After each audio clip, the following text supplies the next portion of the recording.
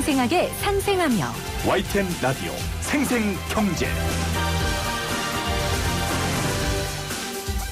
안녕하세요. YTN 라디오 생생경제 김혜민입니다. 오늘 두 개의 숫자가 중요한데요. 하나는 840입니다. 오늘 0시 기준 코로나19 확진자 수입니다. 방역당국은 3차 유행 이후 처음으로 감소세를 보이고 있다며 최악의 국면은 지났다고 평가했습니다. 그리고 또 하나 숫자는 3,000입니다. 코스피가 장중 3,000을 넘었습니다. 2007년 2,000을 처음 돌파한 이후 13년 5개월 만인데요. 물론 확진자 수 840명만큼 3,000도 아직은 불안정한 숫자입니다. 하지만 반도체가 앞장서고 배터리, 바이오, 전기수소차 등 다양한 부문에서 글로벌 경쟁력을 갖추고 있어 3,000선이 안착될 것으로 보입니다. 840 그리고 3,000 이 숫자를 이루기 위해 참 많은 분들이 애쓰셨습니다. 840은 이제 0으로 3,000은 쭉쭉 올라가길 생생경제가 계속 기원합니다. 2020년 1월 6일 YTN 라디오 생생경제 지금 시작합니다.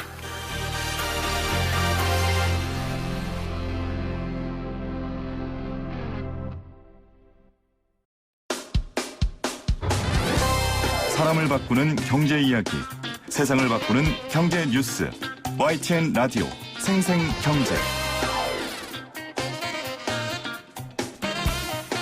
오늘 가장 뜨거운 경제 뉴스를 제일 생생하게 전해드리는 시간입니다. 코스피 3,000 시대, 장이 너무 과열됐다 거품이다라는 말도 있지만요. 여러 산업의 전망이 좋아서 주식시장에 기대를 걸어도 될 것 같습니다. 그중 반도체가 좋습니다. 현대차증권 노근창 리서치센터장 연결해서 자세한 이야기 짚어볼게요. 센터장님 안녕하세요. 예, 안녕하십니까. 자, 오늘 드디어 사상 처음으로 3,000 고지를 넘어서고 마감을 앞둔 지금 상황은 어떻습니까? 지금은 3,000 넘었다가 다시 또 조정도 받고 있고, 네. 차익 실현 물량들도 좀 나오고 있고요. 지금 2,971로 한 20포인트 정도 하락은 했지만 또 쉽게 또 낙폭을 좁혔다가 또 다시 확대했다가 변동성이 좀 오늘은 좀 큰 편인데요. 어쨌든 그래도 추후에 3,000 안착에는 크게 문제는 안 될 것 같습니다. 네. 이 업계에 계신 분으로서 3,000을 딱 눈으로 보셨을 때 어떠셨어요? 솔직히 IMF 때도 제가 이쪽 시장에 있었기 때문에 네. 그 국가 부도의 상황에서 3,000이라는 지수를 보니까 좀 상당히 감격스럽습니다. 솔직히. 예. 네. 한국 경제가 그만큼 다양한 불확실성, 그다음에 나쁜 재무 구조, 그리고 기업의 지배 구조의 투명성 이런 부분들을 당연히 개선시킨과 동시에 산업의 체질 개선도 상당히 됐고, 특히 세계 시장에서 1등하는 품목들 대표적으로 메모리 반도체, 그리고 2차 전지, 그리고 세계 시장에서 탑5 안에 드는 완성차까지 한국 경제의 그런 체질과 함께 브랜드에 대한 그 인지도와 선호도도 상당히 좋아져서 3,000까지 온 거 아닌가 그렇게 보고 있습니다. 그러면 센터장님은 1,000일 때, 코스피 1,000일 때 주식시장에 계셨던 거예요? 그때부터? 예, 저희는 하여튼 99년에도 있었고, 98년 때도 이제 IMF 때도 있긴 있었지만, 전체적으로는 오래 봐왔죠. 예. 그러니까요. 정말 한국 경제 굴곡 때마다 코스피 지수를 확인하셨을 텐데 한국 증시가 코스피 3,000 시대를 맞이했습니다. 자그마치 65년의 세월이 필요했고요. 지금 센터장님께서 말씀 주시기로는 그동안의 한국 경제가 체질 개선도 있었고 무엇보다 대한민국의 인지도가 전 세계에 높아졌기 때문이다라는 말씀을 해주셨습니다. 자, 오늘 반도체 전망 좀 해보려고 해요. 연초부터 반도체 장밋빛 전망이 쏟아졌는데 올해 다시 반도체가 슈퍼사이클을 탄다 이런 표현을 하더라고요. 슈퍼사이클을 좀 설명해 주세요. 예, 일단 우리가 경험했던 슈퍼사이클은 이제 2017년하고 18년에 대표적으로 이제 클라우드 서비스를 저희가 많이 하잖아요. 네. 그래서 아마존, 마이크로소프트 같은 클라우드 회사들이 데이터 센터를 상당히 많이 구축을 했습니다.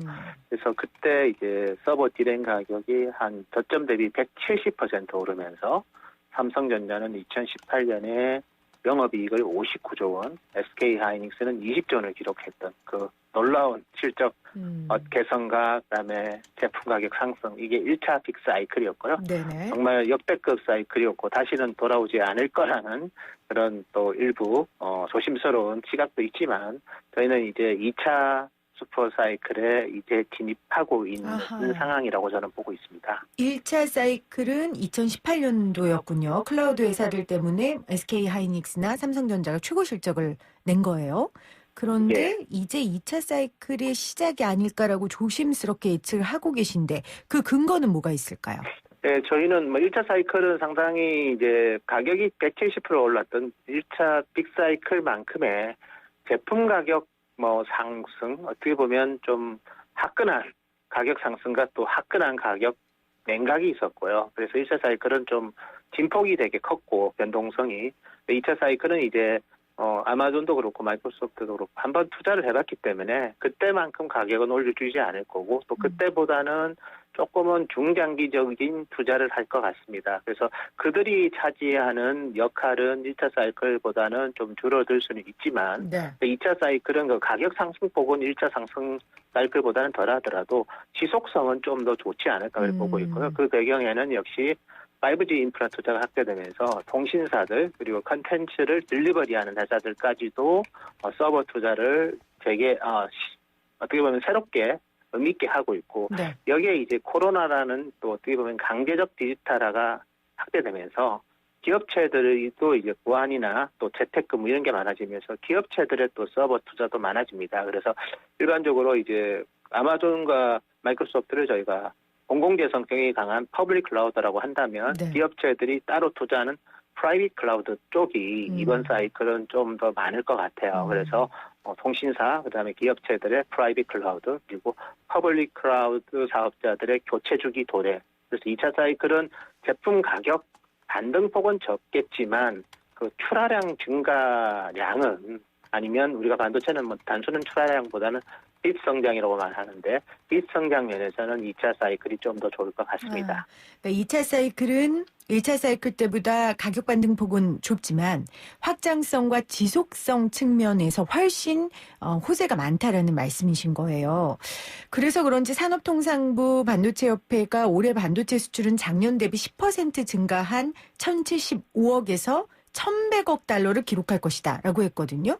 센터장님 어떻게 보세요? 구체적으로 올해 반도체 수출 어디서 얼마나 증가할 것을 전망하세요? 반도체가 사실은 네. 크게 어떻게 보면 두 가지가 있죠. 메모리와 빈메모리고 빈메모리는 일단은 저희 기업들 특히 삼성이든 SK든 아니면 DB하이텍이든 어쨌든 주문을 받아서 이제 판매를 하는 거기 때문에 네. 생산 캐파 곱하기 판가가 좀 예측이 되는데요. 메모리 같은 경우에는 이제 제품 가격이 워낙 요동치기 때문에 네. 저희도 정교하게 사실 예측하는 거는 좀 조심스럽습니다. 왜냐하면 한국은 여전히 메모리 반도체 강국이지 비메모리 반도체는 아직은 이익 면에서 그렇게 기여를 못하고 있기 때문에 네. 결국은 그래서 메모리 쪽은 저희도 조심스럽게 2020년보다 좋아진다는 얘기는 분명히 드릴 수 있을 것 같고요. 네. 다만 금액에 대해서는 좀 변동성은 있을 것 같습니다. 금방 제시했던 수치보다 더 좋을 수도 있고 그것보다 좀 못 미칠 수도 있지만 그렇지만 네. 크게 못 미칠 가능성은 미미할 것으로 예상하고 있습니다. 자, 그러면 메모리, 비메모리 조금 나눠서 여쭤볼게요. 우리나라의 대부분은 메모리 반도체잖아요. 그러면은 메모리 반도체 역시 구체적인 숫자를 예상하실 필요는 없고요. 그거 저희 듣는다고 몰라요. 앞으로 어떻게 될 건지 방향성만 좀 짚어주시죠.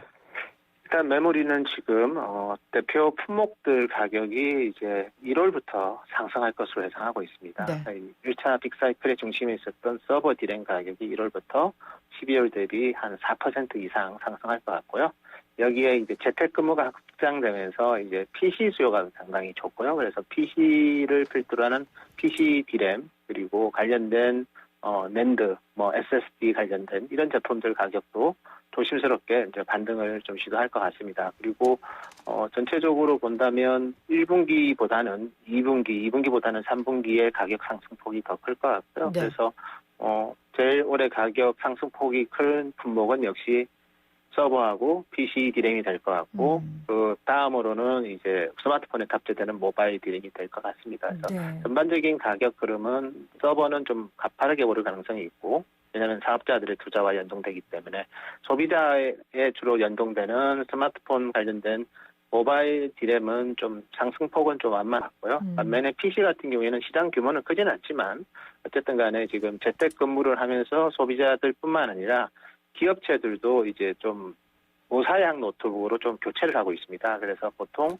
워크스테이션 급이 이제 노트북에 전복되는 비중이 높아지고 있기 때문에 PC 쪽 메모리 반도체의 가격 상승폭도 좀 크지 않을까 그렇게 보고 있고요. 반면에 낸드 플래시 같은 경우에는 여전히 모바일 쪽 가격은 하락할 거고 반면에 이제 변곡점이 되는 거는 이제 서버 쪽에서 얼마만큼 투자를 하느냐가 중요한데 네. 2분기부터 아니면 늦어도 3분기부터는 서버 수요 증가 때문에 서버용 SSD 가격에 대한 서버용 SSD에 대한 수요 증가 때문에 낸드 가격도 하반기에는 좀 반등하지 않을까 이렇게 보고 있습니다. 네.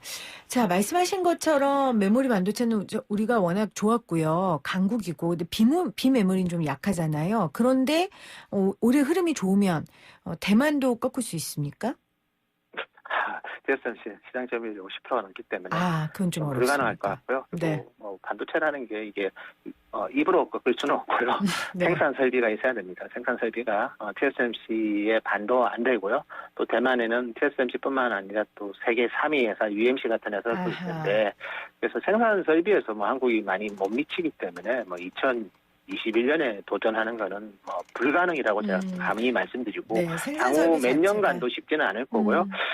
향후 한 9년 뒤에 꺾으려면 최소한 대만보다 설비 투자는 더 해야 되지 않을까. 대만 이상으로 생산 설비를 구축해야 되기 때문에 꺾으려면 반드시 생산 설비에 대한 투자가 선행돼야 될 것 같습니다. 그래서 성윤모 산업부 장관도 올해 이 생산 설비 할 수 있도록 기업들이 할 수 있도록 지원하겠다라는 이야기도 했고 각 기업들이 기업 투자 적극적으로 하겠다 이런 이야기들 하고 있거든요. 어떻게 보세요? 이런 움직임은요? 저희가 봤을 때는 일단 삼성은 2030년에 세계 1등 하겠다고 이제 파운드리 쪽 비메모리 비메모리보다는 파운드리 세계 1등으로 보는 게 맞을 것 같고요. 그래서 상당히 올해 평택이든 아직 구체적으로 나오진 않았지만 미국 텍사스 오스틴이든 이런 쪽에 설비 투자가 좀 있을 것 같고요. 그리고 SK 하이닉스도 어쨌든 그 중국의 8인치 파운드리 비즈니스를 많이 확대하고 있고 또 특히 생산 투자의 ROE가 높은 비즈니스가 이제 이미지 센서입니다. 스마트폰의 우리 카메라 이 관련된 공정인데요. 이 제품인데 디램 라인하고 이미지 센서랑 이 프로덕트 구조가 비슷해서 디램의 올드 장비를 그대로 쓰면 되기 때문에 이런 쪽에 투자도 있겠지만 이런 쪽은 투자를 좀 적게 하고도 경쟁력을 좀 높일 수 있는 그런 ROE가 높은 비메모리 쪽도 있다는 거 한 번 더 강조드리고 싶습니다. 네. 자, 오늘 노근창 현대차증권 리서치 센터장과 함께 반도체 산업 관련된 이야기 나눠봤는데 자, 주식시장과 연동해서 여쭤보지 않을 수가 없죠. 주식하시는 분들 특히 우리 생생경제 주린이들은 와 너무 좋다 반도체 관련. 근데 선반영돼서 너무 올랐네? 지금 들어가도 되나? 이런 질문 많이 하시거든요. 어떻습니까, 센터장님? 만약에 이제 사이클이 시작되는 게 아니라 사이클의 중간이라면 예를 들어서 2017년보다 2018년에 삼성 하이닉스 실적이 좋았지만 주가는 2017년에 고점이었거든요. 아하. 그래서 사이클의 중간이라면 리스크 가지도 필요하죠. 많이 반영을 하고 있을 수도 있기 때문에. 다만 이제 고정 가격이 이제 1월부터 오를 거기 때문에 이제 사이클의 시작이라는 거죠. 네. 그래서 너무 지나친 이연 관리, 물론 주가가 많이 올랐기 때문에 그것까지 반영했다고 볼 수도 있지만 저희가 봤을 때는 여전히 보여줄 게 많고 두 번째는 삼성 같은 경우에는 또 주주하는 정책을 또 1월 말에 또 시장이랑 공유를 할 거고 여기에 아까 언급드렸던 파운드리 이미지 센서 같은 비메모리 쪽으로도 과거 메모리만 있었던 그 사이클하고는 다른 그런 사이클도 겹쳐 있기 때문에 조금은 너무 비관적으로 지금 다 반영한 거 아닌가 그렇게 볼 상황은 아닌 것 같고요. SK 하이닉스도 보면 비메모리 쪽에서도 경쟁력이 올라가고는 있지만 제일 중요한 거는 이제 세계적인 기업인 인텔의 낸드 중에서도 특히 서버에 들어가는 또 SSD가 있습니다. 거기에 들어간 컨트롤 IC 비즈니스를 올 연말까지 인수를 한다면 2022년에는 저희가 예상하는 것보다 실적이 한 번 더 점프할 수 있기 때문에 네. 좀 많이 오른 측면도 있지만 뭐 그렇다고 해서 제가 추격 매수를 뭐 얘기하는 건 아니고요. 분명히 시장은 조정을 줄 겁니다. 그때 잘 사시는 전략이 여전히 유효할 것 같습니다. 네, 자, 반도체 산업의 슈퍼사이클은 지금부터 시작이다. 그리고 상승 여력은 아직 남아있다. 이렇게 예측해 주셨습니다. 이 미중 갈등 반도체 산업에 있어서 꼭 체크해야 할 부분인데요. 지금은 우리가 이 갈등 사이에서 반사 이익을 보고 있지만 앞으로 미중 무역 분쟁이 잘 해결돼서 중국이 다시 치고 나올 수도 있잖아요. 이 부분은 어떻게 전망하세요?